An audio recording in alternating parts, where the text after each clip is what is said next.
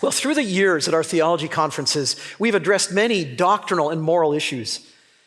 And in the kind providence of God, I believe that God has used what we've done, the things we've learned together, and the ways in which we've been challenged. I think it's one of the important means by which, and the reasons for which, our strong commitment to biblical and doctrinal truths, sound doctrine, has remained. And I think this year is no exception as we focus on theological anthropology. This is grounded in Genesis chapter 1, verses 26 to 28. It's the revealed account of the culmination of God's creation, human beings created in his image. And then our next speaker will share it. Sharing the same text twice doesn't, I hope you're not offended by that. This is going to be the ground of what we build on. Then God said, "Let us make man in our image after our likeness.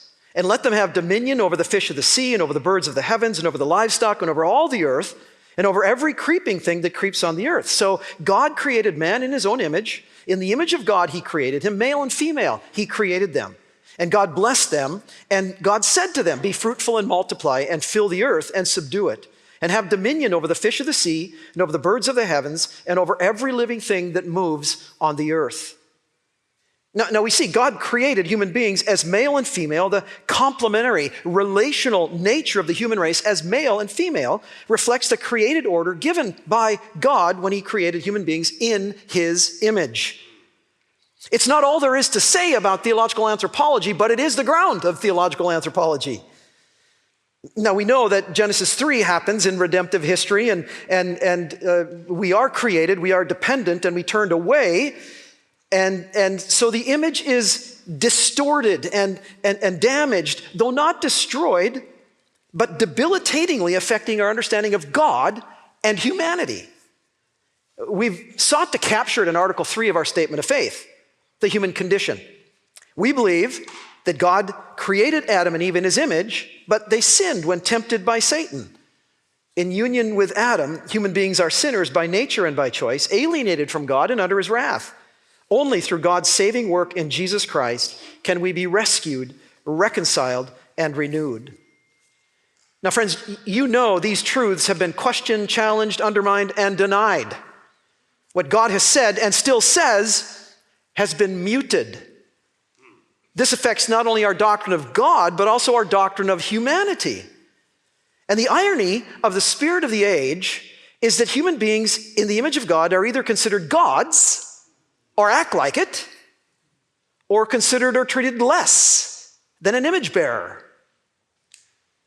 And on the other hand, there's this denial of anthropological essentialism, that is, human beings have certain essential attributes, and it makes us who we are, such that animals not in the image of God are considered to have image-bearing rights. I'm not making these things up. I read a headline and a byline in the Washington Post on January 22nd, 2025. Here it is. "Elephants can't sue to leave the zoo, court rules." A Colorado court rejected efforts to free 5 elephants using a legal process for human detainees, writing that, quote, "it boils down to whether an elephant is a person," unquote. Now, we chuckle or we shake our head, but this is a sort of anthropological moral confusion and to some degree incrementalism that happens in other realms too. So what initially sounds ludicrous and outrageous is eventually made an option. Give it a seat at the table. Even if I don't agree with it, give it an option. And pretty soon it is the expected norm. Theo Hobson, not one I quote or read often, he's a liberal theologian, but he noted the following about this sort of revolution. He says, first, that which was condemned must be celebrated. Then, that which was celebrated must be condemned. And third, those who once condemned that which is now celebrated must be condemned. Well, friends, 50 years ago, the doctrine that we were discussing may well have been the doctrine of God, and today I think it's the doctrine of humanity and what it means to be a human, that is, anthropology. You've heard me share, Daniel Strange was asked a question, what will be the main theological issues facing us in the next few years? And he summarizes by looking at the millennium, the first three millennium, well, the first two. And the first he would conclude was, who is Jesus Christ? At Christology, we learned about that this morning. The second was soteriology, that is the Reformation and justification by faith and the solas of the Reformation. And his conclusion is, thus far in the third millennium, we're 25 years in, is anthropology. What or who is human being? He writes, the seismic implications of this individually, culturally, and politically, even while still recognizing a Christian afterglow, cannot be underestimated. We are all feeling these implications in various ways given the presenting issues surrounding sexuality, gender, transhumanism, embodiment, and the underlying worldviews, and of the focus on the self, expressive individualism, social construction, or just what we call human identity. Now, these things could be multiplied. Christianity Today, just several months ago, quote, Christians have wrestled a lot of big new issues related to the body in the past decade. Questions about sex, gender, racism, public health measures, end-of-life care, and even artificial intelligence.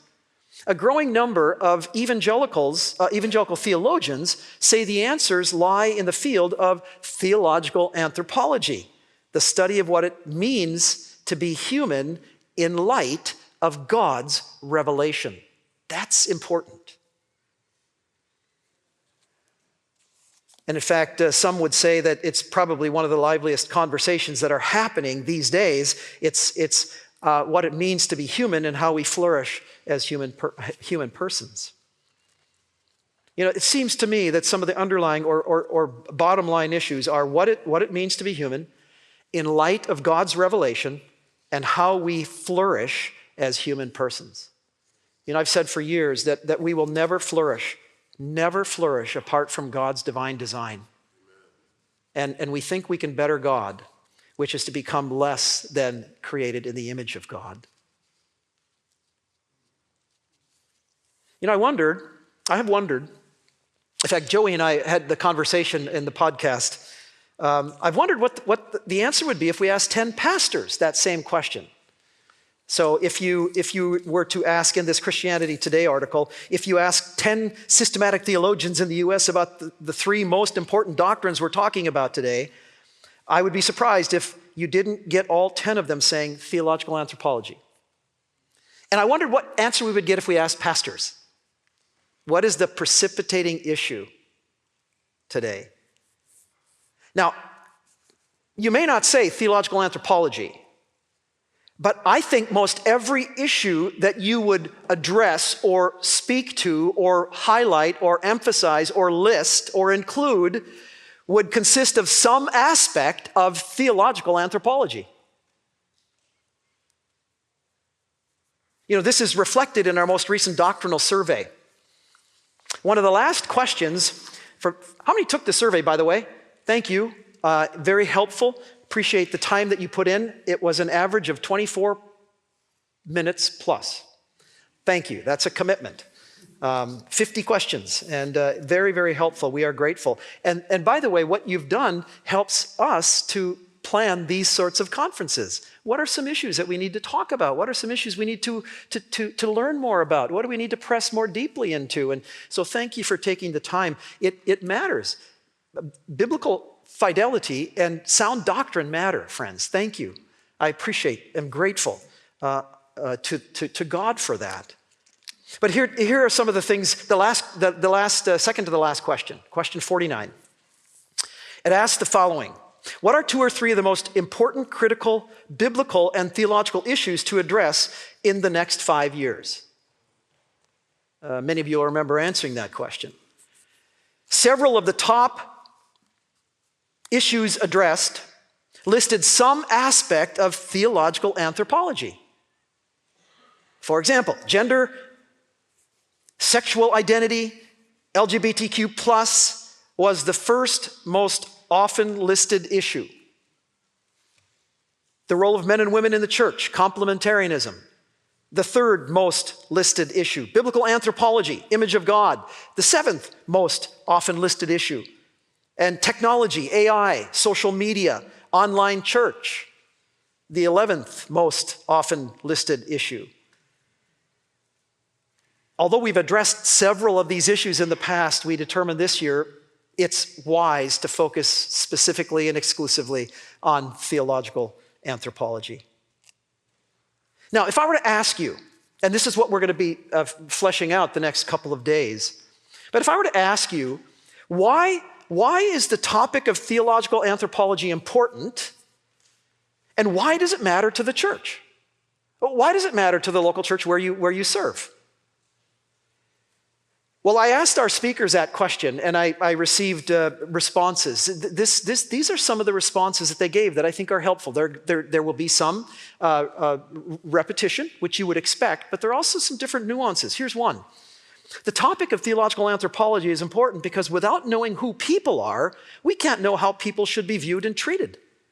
If they are merely the product of chance, then there is no reason to respect and protect them. If they are strong in themselves, there's no need to depend on God. This matters to the local church because the church needs to have something to offer the world if the world is to pay any attention to it and to its Lord. By knowing who people are and what their needs are, the church can demonstrate to the world that it has the answers to people's deepest longings and questions. Another. First, theological anthropology matters for the local church because the people we minister to absorb a cultural mindset that says we have to create our own identity, and that considers us to be whoever we happen to claim to be at any moment. This is both wrong and ultimately despair-inducing. Well, it may seem freeing to be able to create one's own identity, to say that we create our identity and thus can change it at will, is finally to say that there is no ultimate significance to being human. And friends, don't think for a moment that doesn't weigh heavily on the mental health of so many. That we have to make our identity, and when you live then with looking at everyone else's identity that's been photoshopped, how do you compete? It's not a wonder that there's depression and despair. Only if our identity is given by God is it both inherently significant, inherently stable, and ultimately hope-inducing. Theological anthropology is important for the church in an absolute sense because it is tied to the identity of our Lord and Savior. He is the perfect, exact, uncreated image representation of God. We are created after the image of God. We are created images of the eternal image. This means that our significance, even before we become believers, is ultimately tied to Christ as Son to Father, an image of God. This significance is stable, imperishable, again, even for unbelievers, and the source of hope. It also means that our action here on earth is intrinsically valuable. Not merely instrumentally, but intrinsically valuable, since we are called to function within the created order in a way that reflects the way the Son functions over that created order. One more. I believe that theological anthropology is one of the central doctrines of the Christian faith. Because of the changes our society has experienced in the last 30 years, biblical anthropology is at the center of the discussion today. Due to these changes, I dare say that biblical anthropology is the main threat to the church today. In other words, biblical anthropology explores the understanding of what it means to be human given the biblical revelation. This doctrine is so vital that God began to define it in the first 2 chapters of the book of Genesis. If we don't get biblical anthropology right, the rest of our interpretation of the Bible suffers deeply, and our understanding of the plan of redemption is distorted. I don't remember, he continues, if I have ever seen so many distortions regarding the understanding of theological anthropology as we have seen in recent years in the areas of sex, gender, race, family, society, virtue, culture, sin, free will, human origin, mind and body, not to mention abortion, euthanasia, and medical ethics, medical care, especially at the beginning and at the end of life. The church needs this discussion. but it needs it from men and women who value biblical revelation and are willing to consider the Bible the last court of appeal in areas where God has already revealed his will and understanding. I find that very helpful to crystallize things for us. Why is it important? And what are the impact? Why is it important, the significance to the church? Well, we are excited to address this topic with our excellent lineup of speakers in both plenary messages and our breakout sessions. Now, we have 6 plenary messages to bring focus to this. And I'm going to mention them because I want to explain. There's a question after each one that has helped to identify the specific issue we're going to look at. So you'll find it on pages 68. You can follow along in the notebook. It's the schedule if you would like. They're listed there. But Theological Anthropology, the Imago Dei, and the Third Millennium. How did we get here? And then to follow that, so it's laying the groundwork. And then Theological Anthropology and Christology. How does Jesus define what it means to be human? He is the perfect God-man. And then we'll build on that, Theological Anthropology, sin, free will, personal agency, and grace. What does it mean to be created and dependent? How are will and personal agency affirmed and affected? And consider expressive individualism. And what does it mean to be sinner and saint? And the fourth, Theological Anthropology, creaturely limitations and disability. What does it mean to be created in the image of God and live with limitations that are part of the creaturely very good pronounced by God? And what are the implications to those limitations due to the fall? The fifth, Theological Anthropology, artificial intelligence, transhumanism, and posthumanism. Is God's very good creation to be enhanced? And if so, what ways reflect creaturely dependency and what ways destroy it? And the last message, Theological Anthropology, the Christian, the church, and catechesis. How do we respond and where do we go? So you can see the bookends with a lot of stuff in between. And then we will have 4 breakouts that we'll press in further. Theological Anthropology and Humanity's Unified Diversity. What is the ground of our unity? How is that manifested in our diversity? And how do we reflect our heavenly citizenship? And a second, Theological Anthropology, Gnosticism and the early church. What was the threat of Gnosticism? How did the church respond? What similarities are there today? And what lessons can we learn? And Theological Anthropology and Paul's theology of the body. Why does Paul ground his moral teaching in the body, and what is its significance for the Corinthians and for us? And Theological Anthropology, the human person, and ethics and bioethics. What are the dangers of a developmental account of personhood, and what impact does that have for what it means for beginning and end of life issues? Friends, here's a summary from a message I heard last year and read entitled The Desecration of Man. The Desecration of Man. And it's a summary of sort of where we are today. It's not without hope, so I don't want to present it, but we need to be aware as well. And here's his conclusion. This is from Carl Trueman. So where does hope lie? In short, we need to restore a normative understanding of what it means to be human. The modern crisis of anthropology must find its solution among religious communities, worshiping in local contexts. The answer is first and foremost a theologically informed liturgical one. For it is in worship that human beings are brought into the presence of God, in whose image they are made, and who grounds their common human nature. The early church broke, he continues, with contemporary Roman attitudes and asserted a creed, a code, and a cult that treated human beings as made in the image of God. Women benefited, children benefited, the weak and the poor benefited, humanity benefited.